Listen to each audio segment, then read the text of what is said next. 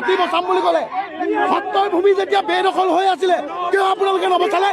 আপোনালোকৰ মিনিষ্টাৰ ৰকিবুল হুছেইন থাকোঁতে নাই নাই নাই ৰ'ব ৰকিবুল হুছেইন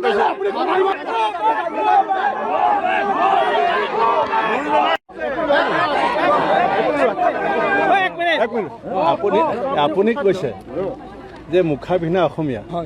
আপুনি নামঘোষাৰ এটা প্ৰাৰ্থনা গাওক মই এটা প্ৰাৰ্থনা গাওক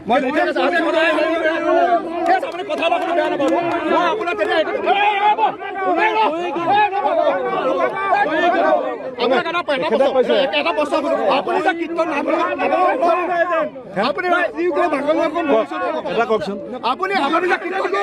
বচাব আহিছে আপুনি কীৰ্তন মুখাপাকে চকীত আহিছিল মই কষ্ট কৰিছিলো আপোনালোকে এটা কথা কওক জাতি বচাম বুলি ক'লে সত্তৰ ভূমি যেতিয়া বেদখল হৈ আছিলে কিয় আপোনালোকে নবচালে? আপোনালোকৰ মিনিষ্টাৰ ৰকিবুল হুছেইন থাকোঁতে নাই নাই নাই ৰ'ব ৰকিবুল হুছেইন আপুনি ৰামপুৰ সত্ৰখন ৰামপুৰ সত্ৰখন উলিয়াই দিব পাৰিব ৰামপুৰ সত্ৰখন পাৰিব আপুনি